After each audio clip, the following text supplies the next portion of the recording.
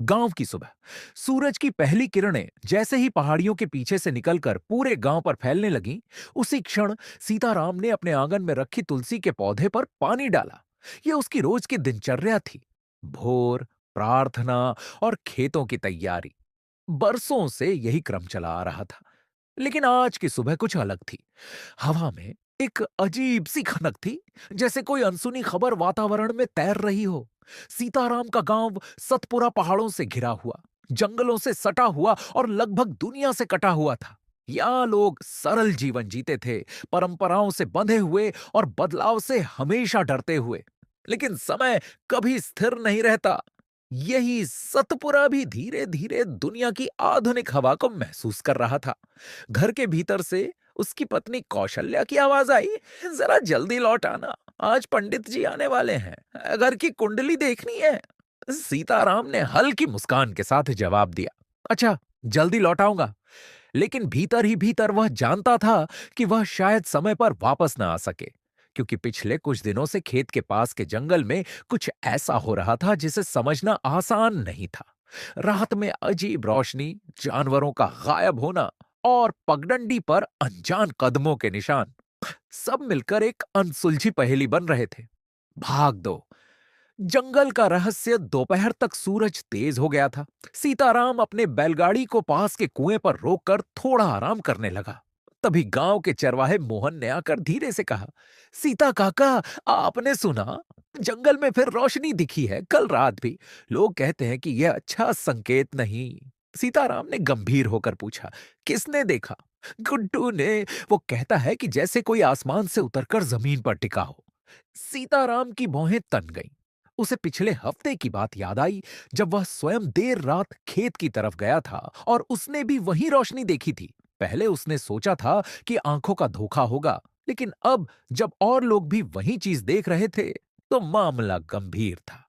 मोहन, आज शाम होता ही हम दोनों चलेंगे जंगल की तरफ, उसने धीरे से कहा। मोहन थोड़ा घबरा गया। काका, वहां जाना सुरक्षित नहीं, लोग कहते हैं कि कुछ अलौकिक है। सीताराम मुस्कुराया। अलौकिक होगा तो देखने में क्या बुराई, जानना जरूरी है। भाग 3। शाम की प्रतीक्षा। गांव में खबर फैलने में ज्यादा समय नहीं लगा कि फिर से रोशनी दिखी है। लोग घरों के बाहर खड़े होकर चर्चा कर रहे थे। कोई इसे देवताओं का संकेत बता रहा था, कोई दानवों का, तो कोई इसे साधारण आग या बीड़ी के लाल चमकने जैसा बता रहा था। लेकिन गांव के बुजुर्ग रामदीन ने सबको शांत करते हुए कहा, बच्चों की बातों पर मत जाओ। पहले भी जंगल में ऐसे कई घटनाएं हुई हैं। जंगल विशाल है, रहस्य भी। रामदीन की बातों से शांति तो नहीं आई, पर लोग चुप जरूर हो गए। इस बीच कौशल्या परेशान हो रही थी। सीताराम को शाम तक लौटना था, पर उसका कोई पता नहीं था। पंडित जी आने का समय भी बीत रहा था, पर उसकी चिंता उसे सीताराम की चिंता के सामने छोटी लग रही थी। कहीं फिर जंगल की तरफ तो नहीं चला गया, उसने खुद से कहा। उसे पता था कि उसके पति की जिज्ञासा अक्सर उसे अनजान रास्तों पर ले जाती थी। भाग 4। जंगल की ओर शाम ढलते ही गांव के बच्चे घर लौटने लगे। मोहन और सीताराम ने अपने अपने हाथ में टिमटिमाते दिए उठाए और जंगल की ओर चल पड़े। सूरज के ढलने के बाद जंगल का माहौल एकदम बदल जाता था।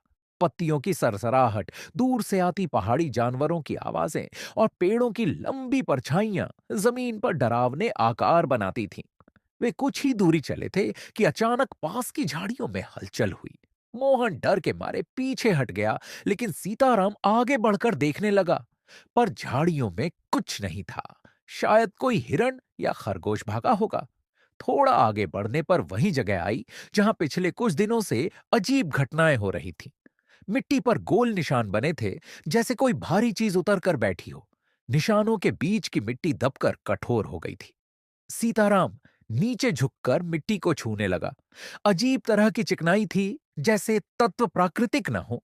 उसने देखा कि पास की घास जली हुई थी, पर आग का कोई बड़ा निशान नहीं था। तभी अचानक, काका, रोशनी! मोहन चिल्लाया। दोनों ने पलटकर देखा तो दूर पहाड़ी की ओर से एक सफेद चमकीली रोशनी तेजी से नीचे उतर रही थी। जमीन को छूते ही वह रोशनी धीरे धीरे कम होने लगी और फिर